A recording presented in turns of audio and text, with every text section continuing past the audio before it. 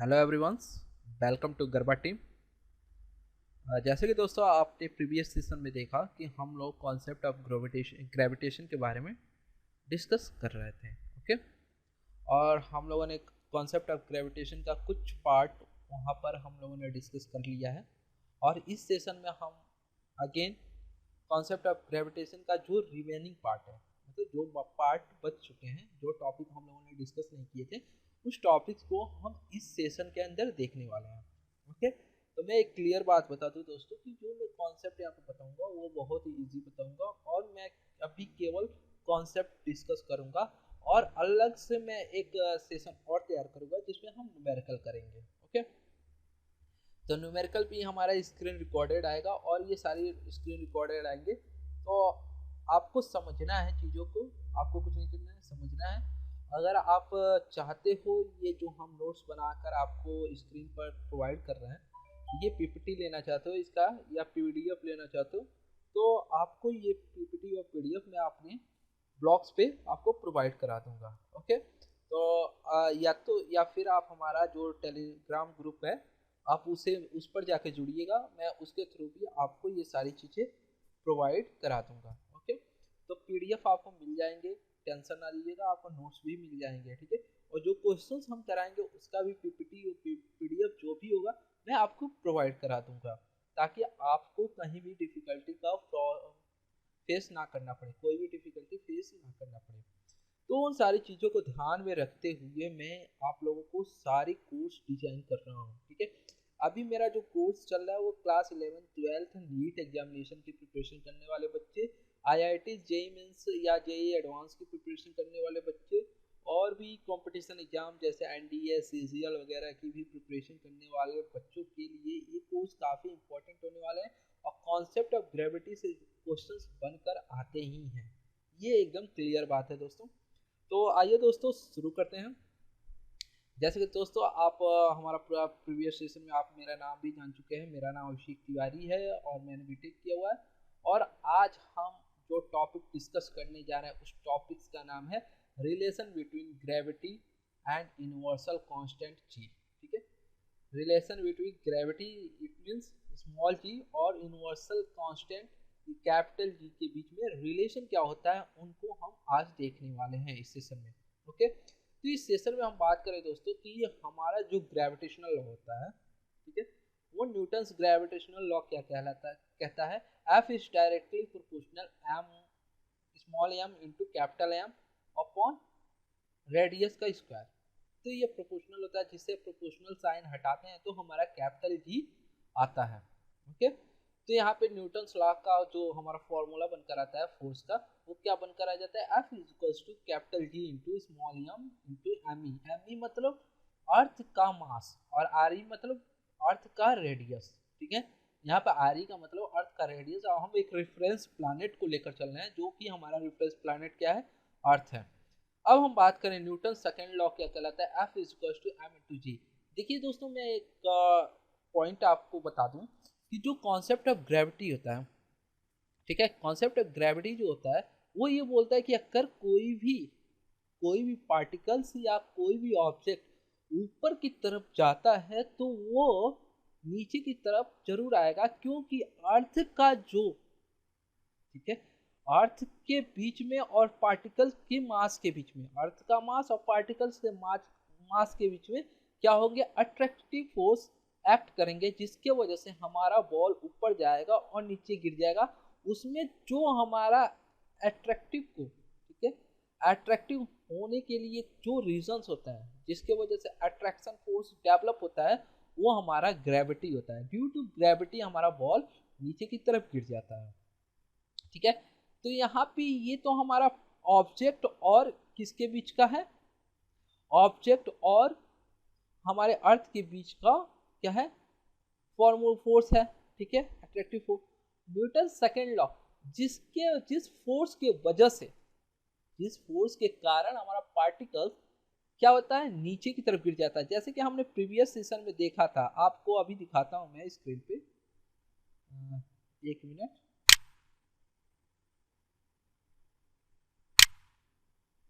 हमने यहाँ पे पढ़ा हुआ था ग्रेविटी का डेफिनेशन क्या पढ़ा था, gravity is that type force which is supporting to attract any particle to the centre of earth, centre of earth. ये अर्थ की तरफ, अर्थ के सेंटर की तरफ पार्टिकल्स को अट्रैक्ट करने में सपोर्ट प्रोवाइड करता है। तो जिसके वजह से हमारा बॉल ऊपर जाकर नीचे गिरता है, मतलब अर्थ के सेंटर की तरफ अट्रैक्ट होता है, ठीक है। अब अट्रैक्ट होता है तो उसका क्या कहलाता है, वो हमारा ग्रेविटी की वजह से होता है। अर्थ के सरफेस पे ग्रेविटी की वजह से हमारा पार्टिकल्स गिरता है। तो यहाँ पे इक्वेशन 1 और इक्वेशन 2 बनते हैं हमारे। ये हमारा gravitational law F equals to capital G m into M E by R E square, equation 1 हो गया। और यहाँ पे बन गया F is equals to m into G. Okay, equation 1 और इक्वेशन 2 को हमने इक्वेट कर दिया, तो यहाँ पे m इज कैंसिल आउट। तो यहाँ पर हमारा g की वैल्यू और कैपिटल G के बीच में रिलेशन आता है, g is equals to capital G m e by R E square, ठीक है। अब हम कुछ पॉइंट है जो फैक्ट है उनको हमें याद करना पड़ेगा, और ये दोनों टर्म्स मैं बताने जा रहा हूँ ये डायरेक्टली क्वेश्चंस बनकर आते हैं आपके मेमोरी बेस्ड क्वेश्चंस में। 2 नंबर के क्वेश्चन जो बनकर आते हैं या 1 नंबर के जो क्वेश्चंस बनकर आते हैं वहाँ पे ये क्वेश्चंस आपको पूछे जाते हैं। तो क्या क्वेश्चंस पूछे जाते हैं, अगर पूछा जाता है कि अगर 2 पार्टिकल्स हैं, ठीक है, ऐसे क्वेश्चंस बनते हैं, यदि कोई 2 पार्टिकल्स है, ठीक है, उनके बीच का मास डिफरेंट है और वो कुछ हाइट से एक साथ गिराए जाते हैं, ठीक है, एक साथ गिराए जाते हैं, तो कौन सा पार्टिकल्स सबसे पहले अर्थ पर पहुंचेगा। क्लियर, क्या बोला जाता है, 2 डिफरेंट मास के हमारे ऑब्जेक्ट हैं या पार्टिकल्स हैं, उनको कुछ हाइट पर से फ्री होकर गिराया जाता है, तो वो क्या होते हैं, उनमें से कौन सा पार्टिकल सबसे पहले अर्थ पे पहुंचेगा। तो यहाँ पे वही बात कही गई है जो हमारा ग्रेविटी होता है, ठीक है।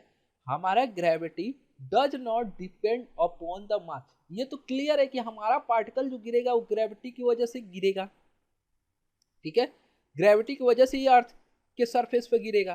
तो अर्थ के सरफेस पे ग्रेविटी की वजह से गिरेगा, तो ग्रेविटी का तो कुछ इफेक्ट है, तभी तो ग्रेविटी की वजह से गिर रहा है। तो यहाँ पे वही बात कही गई। तो जो हमारा ग्रेविटी होता है दोस्तों, वो मास ऑफ पार्टिकल्स पर डिपेंड नहीं करता है। क्या करता है, मास ऑफ पार्टिकल्स पर डिपेंड नहीं करता है। इस कारण 2 particles which have different mass, दोनों पार्टिकल के पास जो मास होंगे वो डिफरेंट होंगे, और वो दोनों free falls from some height, और वो एक कुछ हाइट पर से गिराए जाते हैं, तब उनके बीच gravity, the gravity of both particles are equal. उन दोनों पार्टिकल के बीच में जो ग्रेविटी होती है वो क्या होती है, इक्वल होती है। ओके, वो इक्वल होती है। इसलिए यदि उनको कुछ हाइट पर से गिराया जाता है तो वो दोनों particles, gravity same mass different, ये देखिए कॉन्सेप्ट को समझिए, ग्रेविटी सेम मास डिफरेंट, तो हमारा जो पार्टिकल्स होगा, हमारा जो पार्टिकल्स होगा, दोनों पार्टिकल एक साथ अर्थ के सरफेस पर पहुंचेंगे, अर्थ के सरफेस पर एक साथ पहुंचेंगे। और ये केस तब होगा जब हमारा वहां पर एयर अब्सेंस होगा, एयर अब्सेंट होगा तभी ये केस क्रिएट होगा, ठीक है। सेकेंड टर्म्स क्या करता है, ड्यू टू बुओयेंसी इफेक्ट और विस्कस, यहाँ पे हमारा एयर प्रेजेंट हो गया है जिसके वजह से बुओयेंसी इफेक्ट क्रिएट हो गया है, या विस्कस ड्रैग इफेक्ट हो गया है, इफेक्ट क्रिएट हो गया है, ठीक है। इन दोनों की वजह से जो पार्टिकल्स होगा उनकी ग्रेविटी में क्या होगा, क्या होगा, उनकी ग्रेविटी में डिफरेंस हो जाए, क्रिएट हो जाएगा। दोनों पार्टिकल के बीच में ग्रेविटी जो होगा, दोनों पार्टिकल का जो ग्रेविटी होगा वो डिफरेंस हो जाएगा। तो इस कंडीशन में क्या होगा दोस्तों, इस कंडीशन में जो हमारा पार्टिकल, जो पार्टिकल्स हैवी होगा वो सबसे पहले अर्थ पर जाकर गिरेगा। ओके, अब हम एक और बात कर लेते हैं, मास ऑफ अर्थ। देखिए दोस्तों, मास ऑफ अर्थ और density of earth directly question पूछे जाते हैं आपके ऑप्शनल क्वेश्चंस में, ठीक है। ऑप्शनल टाइप क्वेश्चन जो आते हैं एमसीक्यू क्वेश्चंस, वहाँ पे आपका मास ऑफ अर्थ दे दिया जाता है, बस थोड़ी सी कॉमन सेंस यूज कीजिएगा यूनिट का, ठीक है। केजी में है तो कभी कभी ग्राम में पूछ देगा, ठीक है, मतलब कि वो यूनिट को डिफरेंट करेगा, हो सकता है कि आप इसे रट लोगे। बट मैं जो बताने जा रहा हूँ उसे रटने की जरूरत नहीं है, आपको इजिली कैलकुलेट भी कर सकते हो। तो कैलकुलेट करने का तरीका है, जी और कैपिटल जी में रिलेशन हम देखे पिछले सेशन में, हम लोगों ने स्मॉल जी और कैपिटल जी के बीच में रिलेशन देखा। G is equal to G M E by R E square हो गया, तो एम ई इक्वल टू हो जाता है जी आर ई स्क्वायर बाई जी। हमारा अर्थ का रेडियस होता है, क्या होता है 6.4 इंटू 10⁻6 मीटर होता है, और ग्रेविटी की वैल्यू होती है अर्थ की 9.8 मीटर पर सेकंड स्क्वायर होती है, और यूनिवर्सल कांस्टेंट की वैल्यू हमारी क्या होती है 6.67 into 10⁻11 newton metre square KG square होता है। अब क्या करेंगे दोस्तों, सीधे वैल्यू पुट कर देंगे। वैल्यू पुट करने के बाद हमारा एम की वैल्यू क्या आती है 6 इंटू 10⁻24 केजी। कैलकुलेशन तो करने आता है आपको दोस्तों, आप कैलकुलेट करके देखिएगा, यही आपकी वैल्यूज आएंगी। अब डेंसिटी की बात कर लेते हैं। तो जैसे कि हम जानते हैं mass equal to volume into density, basic formula होता है। उसी प्रकार यहाँ पे जो मास हमने mass of earth equal to volume into density, तो यहाँ पे 4/3 पाई आर ई क्यू हो जाएगा volume radius of earth into rho, और यहाँ पे एम ई का वैल्यू हमने सीधे रख दिया जी आर ई स्क्वायर बाई जी। तो आर ई क्यू और are E square cancel out होता है, तो क्यू वाले जगह पर आर ए का आर बचता है, और रो हमें डेंसिटी ही कैलकुलेट करना है, तो रो इज इक्वल टू हो जाता है 3g बाई 4 आर ई जी। ठीक है, और इसमें हम वैल्यू पुट कर देते हैं डायरेक्ट वैल्यू पुट करने के बाद हम कैलकुलेट करते हैं, तो हमारा डेंसिटी की वैल्यू क्या आती है दोस्तों, rho is equal to 5.5 into 10⁻3 kg पर मीटर क्यूब, ये हमारी वैल्यू आती है। तो ये डायरेक्ट आपका क्वेश्चन बनकर आते हैं, आप इसे याद रखिएगा, और या तो फिर कैलकुलेशन का बेसिक्स देख लीजिए। ठीक है, अब हमारी जो ग्रेविटी का वैल्यू है, अर्थ का ग्रेविटी की वैल्यू जो होती है, जो हमारे अर्थ की ग्रेविटी की वैल्यू होती है, वो एक जैसा नहीं रहती है। हर अर्थ के हर पोजीशन पे कहीं ना कहीं किसी पोजीशन पे क्या करती है, वेरी करती है। तो उस वेरी में हम उस वेरी का कंडीशन देखेंगे कि कैसे क्या होता है, इस सेशन में हम देखेंगे। ठीक है, देखिए change in value of gravity of earth, change in value of gravity in earth. तो क्या हो रहा है, पहला हमारा क्या आता है, the value of g on earth surface, g on earth surface, g की वैल्यू अर्थ सरफेस पे क्या होता है एट इक्वेटर। इक्वेटर पे हम देखेंगे तो जी की वैल्यू हमारी क्या होगी, लेस होगी, सबसे कम होगी। अगर हम पोल्स पे देखेंगे, नॉर्थ पोल साउथ पोल्स पर देखेंगे, तो वहां पे हमारी ग्रेविटी की वैल्यू मोर होगी, मतलब ज्यादा होगी। तो इसका क्या रीजन है, इन दोनों के दो रीजन है। पहला रीजन है अर्थ का शेप ऑफ अर्थ। ठीक है, इसमें क्या होता है, शेप ऑफ अर्थ में इक्वेटर्स का जो रेडियस होता है 20 किलोमीटर होता है, 20 किलोमीटर ज्यादा होता है पोल्स रेडियस से, मतलब 20 किलोमीटर प्लस पोल्स रेडियस, दोनों का वैल्यूज के बराबर होता है हमारे इक्वेटर का रेडियस। सेकेंड हमारा रीजन होता है revolution of earth of on axis, पृथ्वी का अपने अक्ष पर घूमने का, अपने एक्सिस पर घूमना, ये भी एक बहुत बड़ा कारण होता है जिसकी वजह से हमारा ग्रेविटी की वैल्यू चेंज होती है। अब algebraic change in the value of G with latitude, latitude पे हम जी की वैल्यू कैसे चेंज होते हैं उनका फॉर्मूला देखेंगे। देखिए दोस्तों क्या है, ये आप सर्कल देख रहे हैं, ये हमारा अर्थ है। ठीक है, और ये हमारी इक्वेटर है, बीच में मैंने रेड पेन से लिखा भी है इक्वेटर, जिसका रेडियस आर ई है अर्थ का। ठीक है, और ये हमारा नॉर्थ पोल साउथ पोल है, इस पर हमारा अर्थ क्या कर रहा है, रिवॉल्व कर रहा है, रिवॉल्यूशन कर रहा है। ठीक है, तो हम लैटिट्यूड पे देखना चाहते हैं। ठीक है, तो लैटिट्यूड हमारा एक ये रहा, और लैटिट्यूड हमारा एक ये रहा। तो लैटिट्यूड का रेडियस स्मॉल आर है। ठीक है, तो यहाँ पे क्यू और सी डी आर। ठीक है, तो यहाँ पे क्यू सी हो गया, तो इसका लैटिट्यूड अर्थ का, ठीक है, लैटिट्यूड पे हम वेट निकालेंगे, तो इसका एम जी जो ग्रेविटी ये यहाँ पे काम करेगा, वो अर्थ के सेंटर पे काम करेगा। ठीक है, अर्थ के सेंटर पे काम करेगा। ठीक है, इक्वेटर इधर काम करेगा, तो ये हमारा एम जी हो जाएगा, इसका वेट भी सेंटर की तरफ होगा, क्योंकि अट्रैक्टिव फोर्स होगा ना, हमारा पार्टिकल्स क्यू पॉइंट पे लैटिट्यूड पर है, और हमारा अर्थ का जो मास है वो सेंटर में है। तो ये क्यू वाले पार्टिकल्स का मतलब क्यू वाले क्यू वाले पार्टिकल्स के मास को सेंटर की तरफ अट्रैक्ट करेगा। किसके वजह से? स्मॉल जी की वजह से अट्रैक्ट करेगा। ओके, तो यहाँ पे mg हो गया। ठीक है, अब पार्टिकल्स हमारे अर्थ के सेंटर की तरफ तो इसके वजह से होगा। अब भाई एक इमेजिनरी वर्चुअल, ठीक है, एक वर्चुअल ग्रेविटी भी हमारा यहाँ पे एक्ट करेगा, क्योंकि हमारे अर्थ पे बहुत तरह तरह के पार्टिकल्स होंगे, जो कि हमारा वो पार्टिकल्स हमारे आर के तरह दिख रहा है क्यू आर, तो ये एम्प्टी गैस हो जाएगा।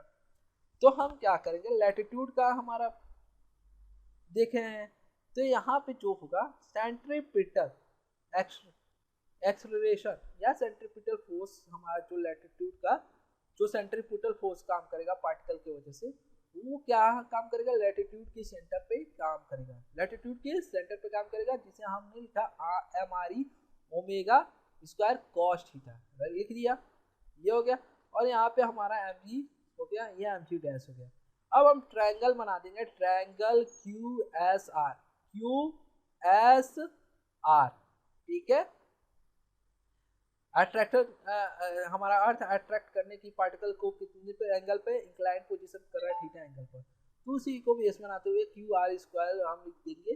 ट्रायंगल्स रूल्स का फॉलो करेंगे, ट्रायंगल्स रूल को फॉलो करते हुए तो हम यहाँ पे लिखते हैं Q R square equals to Q S square plus S R square minus 2 Q S into S R cos theta.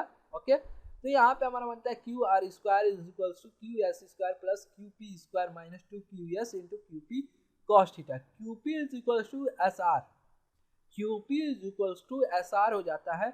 और यहाँ पे mg डैश का square is equals to mg square plus mre omega cos theta का square का whole square रख दिए, तो यहाँ पे हमारा बन जाता है 2mg mre cos theta omega square, और cos थीटा भी वैल्यू हमने फिर पुट कर दिया, तो यहाँ पे हमारे g डैश की वैल्यू निकल कर आती है g dash square equals to G square plus R E square omega square cos square theta minus 2g R E cos square theta omega square.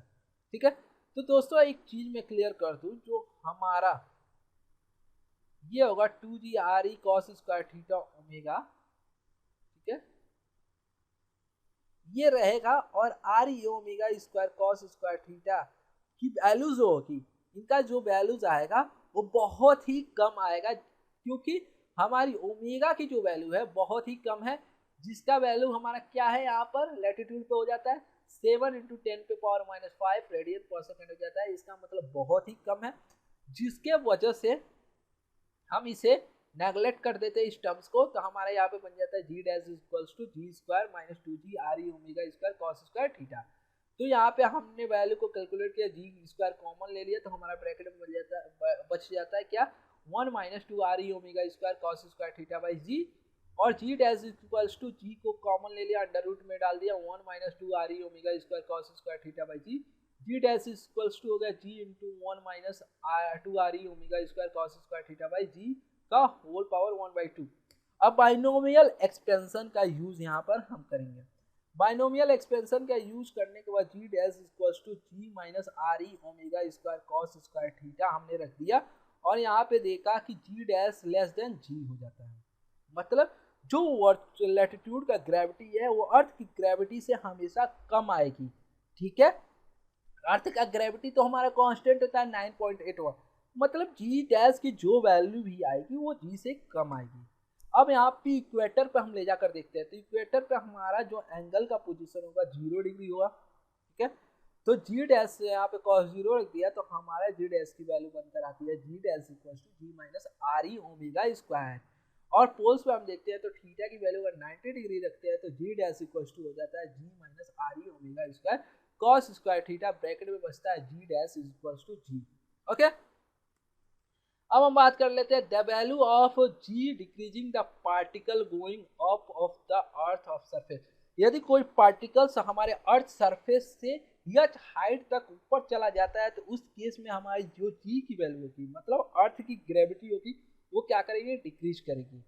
तो इस केस को हम यहाँ पे डिस्कस करने जा रहे हैं। तो देखिए क्या हो रहा है, ये हमारा अर्थ है, ठीक है, ये हमारा सर्कल वाला अर्थ है जिसका रेडियस आ रही है, और ये हमारा पार्टिकल्स है जो कि एच हाइट ऊपर फेंक दिया गया है। ठीक है, थ्रो अप कर दिया गया ऊपर की तरफ एच हाइट पे, जिसका मास m है। तो यहाँ पे हमारा दोनों फोर्स काम कर रहा है, इस पार्टिकल का फोर्स इस साइड पे काम कर रहा है, अर्थ का भी फोर्स ऊपर की तरफ एक्ट कर रहा है, ठीक है। तो यहाँ पे दोनों का फोर्स न्यूटन्स थर्ड लॉ लगाएंगे, तो यहाँ पे बराबर हो जाता है m g equal to G M E m by R E square. M m cancel out हो गया तो जी dash equal to g equal to हो गया G M E R E square equation 1, ठीक है, ठीक है। हाँ भाई हमारा पार्टिकल अर्थ के अंदर है, ठीक है, हमारा पार्टिकल अभी अर्थ के अंदर है। अब हमारा पार्टिकल एच हाइट पे चला गया, एच हाइट पे चला जाएगा तो m ji dash equal to हो जाता है G M E m by R E plus h का square, okay. G dash equal to हो जाता है G M E R E plus h का होल स्क्वायर। अब हम क्या करेंगे, इक्वेशन 1 2 में डिवाइड कर देंगे तो हमारे यहाँ पे वैल्यू बनता है g dash by g is equal to R E square by R E plus h का होल स्क्वायर। तो यहाँ से हम आर ई स्क्वायर कॉमन ले लेते हैं तो are E square cancel out हो जाता है, तो हमारा यहाँ पे बन जाता है g dash by g is equal to 1 by 1 plus h by R E का होल स्क्वायर। तो जी डैश इक्वल टू हो जाता है g by 1 plus h by R E का होल स्क्वायर। यहाँ पर भी जो हमारा ग्रेविटी की वैल्यू होगी, ठीक है, एच हाइट पर हमारा पार्टिकल चला भी जा रहा है तो उस कंडीशन में अर्थ से बाहर भी चला जा रहा है, तो उस कंडीशन में जो जी डैश की वैल्यू होगी, मतलब हमारे पार्टिकल की जो ग्रेविटी की वैल्यू होगी वो हमारे अर्थ की ग्रेविटी से कम होगी, ठीक है।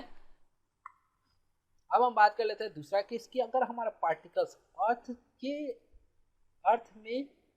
के अंदर ही एच हाइट तक, एच डेप्थ तक नीचे चला जाए तो उस केस में भी जी की वैल्यू डिक्रीज करेगी। जी की वैल्यू यहाँ पे दोस्तों मैं क्लियर कर दूं, यहाँ पे जी डैश होना चाहिए, ठीक है, जी डैश ऑल्सो डिक्रीजिंग, क्योंकि हमारा तो हर जगह जी डैश ही डिक्रीज हो रहा है ना, तो जी की वैल्यू डिक्रीज करेगी, मतलब ग्रेविटी ऑफ अर्थ से ज़्यादा नहीं होगी।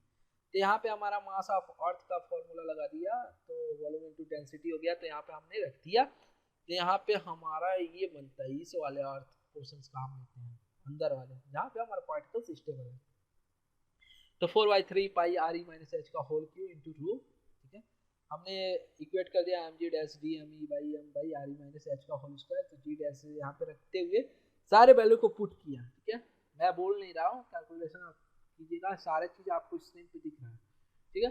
अब क्या करोगे, यहाँ पे वैल्यू पुट कर दिया, पुट करने के बाद जी डैश की वैल्यू आ जाती है 4/3 pi d m g bracket में R E minus h into rho equation 1।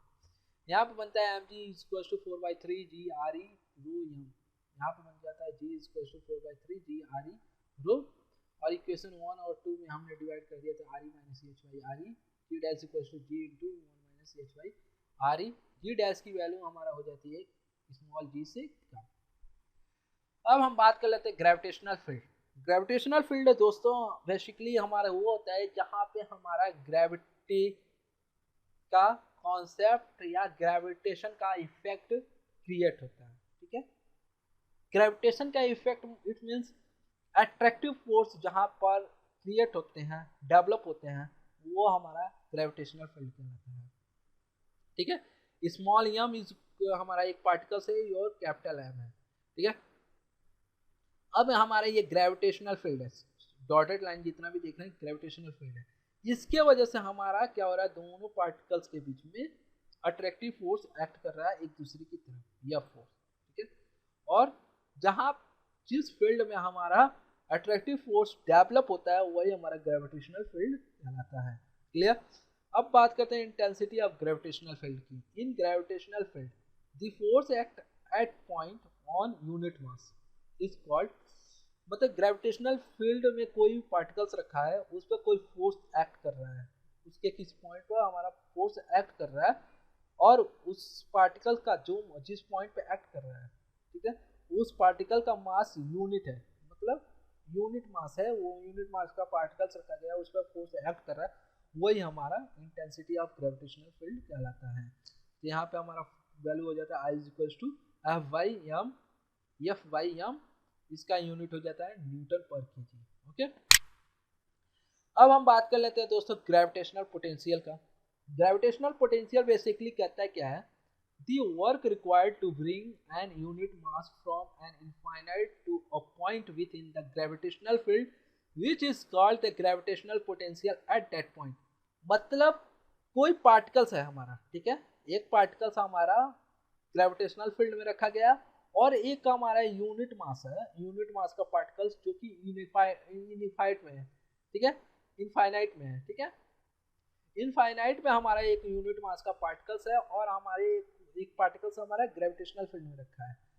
तो जो हमारे ग्रेविटेशनल फील्ड में जो पार्टिकल्स रखा है वो यूनिट मास वाले पार्टिकल्स को अपनी तरफ अट्रैक्ट करेगा, ठीक है, अट्रैक्टिव फोर्स एक्ट करेगा और वो कोशिश करेगा कि उस यूनिट मास को, ठीक है, उस यूनिट मास वाले पार्टिकल्स को भी हम अपनी ग्रेविटेशनल फील्ड के अंदर लेते हैं, ठीक है।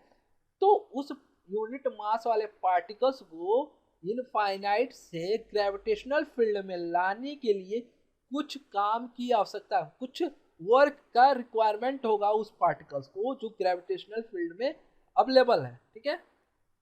जो ग्रेविटेशनल फील्ड में पार्टिकल प्रेजेंट है उसे कुछ वर्क डन करना पड़ेगा उस पार्टिकल्स को लाने के लिए। तो जितने वर्क डन की रिक्वायरमेंट होगी, सॉरी जितने वर्क का रिक्वायरमेंट होगा, डन नहीं होगा, जितने वर्क का रिक्वायरमेंट होगा उस पार्टिकल को यूनिट मास, उस पार्टिकल यूनिट मास वाले पार्टिकल्स को ग्रेविटेशनल फील्ड में लाने के लिए वही हमारा ग्रेविटेशनल पोटेंशियल कहलाता है उस पॉइंट पे, ठीक है।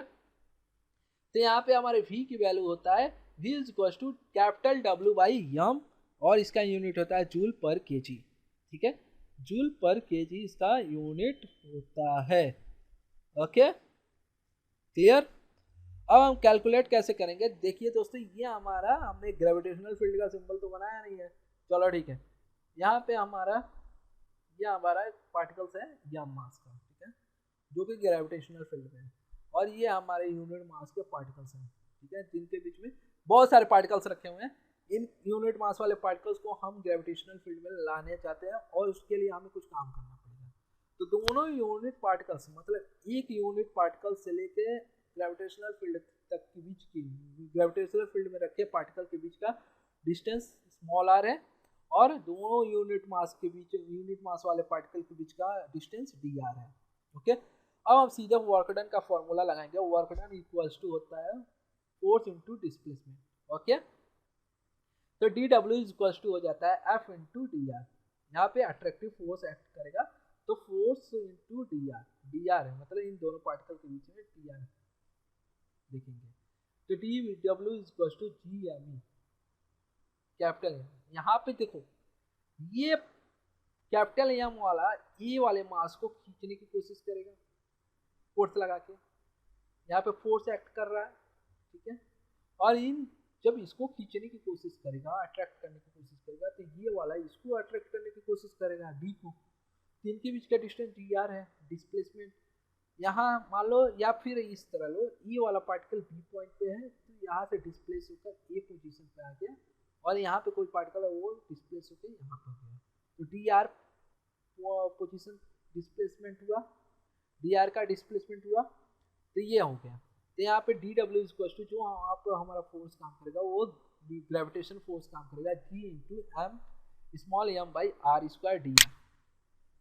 अब इंटीग्रेट कर देंगे तो हमारा इंटीग्रेशन करने के बाद आर से इनफाइनाइट की वैल्यू जाएगी, क्योंकि हमारा पार्टिकल्स इनफाइनाइट तक है तो रख दिया। तो हमारा यहाँ पे करने के बाद integrate R is equal to R to infinite G M M by are square D R. G M M constant हो जाता है और आर स्क्वायर हमारा वेरिएबल है क्योंकि हमें इंटीग्रेट भी आर के रिस्पेक्ट में करना है। तो 1 by r to infinite limit ले लिया तो W is equal to G M by m bracket में 1 by are minus 1 by infinite W is equal to G M M by r रख दिया। तीफ mass m bring from infinite to point A, point A से unit मास को gravitational field में लाने में किया गया वर्क डन क्या होगा हमारा G M W is equal to G M M by R, ठीक है। अब हम ग्रेविटेशनल पोटेंशियल का बेसिक फॉर्मूला में ले जाकर पुट कर देंगे डब्ल्यू की वैल्यू को। तो यहाँ पे हमारा पोटेंशियल का जो वैल्यू निकल कर आता है v is equal to minus G M by are minus G M by R. ये माइनस जो हमारा क्या रिप्रेजेंट करता है दोस्तों, मैं बता दूं आपको, ये माइनस ये रिप्रेजेंट करता है कि हमें वर्क का रिक्वायरमेंट है, ठीक है। ग्रेविटेशनल फील्ड में रखे पार्टिकल को एक वर्क का रिक्वायरमेंट है उस यूनिट मास वाले पार्टिकल्स को ग्रेविटेशनल फील्ड में लाने के लिए, ठीक है, यही रिप्रेजेंट करता है हमारा, ठीक है। तो Gm/r, ओके। और हमारा ग्रेविटेशनल पोटेंशियल का जो यूनिट होता है वो वोल्ट होता है, आपको पता है। अब हम इस सेशन का सबसे लास्ट टॉपिक और इस चैप्टर का भी सबसे लास्ट टॉपिक, ठीक है। तो बेसिकली इसमें कुछ है नहीं, ग्रेविटेशनल पोटेंशियल एनर्जी आप बता सकते हो, सेम है, जितना वर्क की रिक्वायरमेंट होती है उस वही हमारा ग्रेविटेशनल पोटेंशियल एनर्जी बन जाता है। तो आप देखिए दोस्तों, यहाँ पे हमारे इनफाइनाइट में कोई पार्टिकल्स है यूनिट मास के, हम उनको क्या करना है, वाई डिस्टेंस बी और हमारे अर्थ के सेंटर के बीच का जो ग्रेविटेशनल फील्ड में रखा गया है पार्टिकल्स, क्योंकि हमारा अर्थ ग्रेविटेशनल फील्ड में है, वो उसके बीच का डिस्टेंस वाई है, और इसके दो यूनिट मास वाले पार्टिकल के बीच का डिस्टेंस डी वाई है, और एक पार्टिकल जो कि हमारे अर्थ के पोल्स पे हैं उनका बीच का डिस्टेंस आर है, ठीक है। तो हम यहाँ पे पी डब्ल्यू इसको एफ इंटू डी एक्स रख दिया, और फिर हमने क्या कर दिया, डी एक्स ना करके यहाँ पे क्या कर सकते हैं, यहाँ पे डी वाई रखेंगे, एफ डी वाई, एक्स मैंने रखा है, एफ इंटू डी वाई होगा, और इंटीग्रेट कर दिया। तो यहाँ से इंटीग्रेट करने के बाद हमने देखा -1/y आर ई इनफाइनाइट, और हमने आर ई की वैल्यू पुट कर दिया, तो Gme/re। और हमारा जैसे कि हमने बताया कि ग्रेविटेशनल पोटेंशियल एनर्जी वही एनर्जी होता है जितने किसी यूनिट मास वाले पार्टिकल्स को ग्रेविटेशनल फील्ड में लाने में जो वर्क का रिक्वायरमेंट होती है वही हमारा ग्रेविटेशनल पोटेंशियल एनर्जी होता है। तो यहाँ पे U = -W, तो U हो जाता है -Gme/re, ठीक है। तो दोस्तों ये हमारा आज का रहा सेशन। तो उम्मीद है दोस्तों कि आपको ये सेशन पसंद आए होंगे, ठीक है। अगर आपको फिर भी कहीं डाउट होता है तो प्लीज़ आप कमेंट करके हमसे पूछ सकते हैं, आपके डाउट को हम क्लियर करेंगे।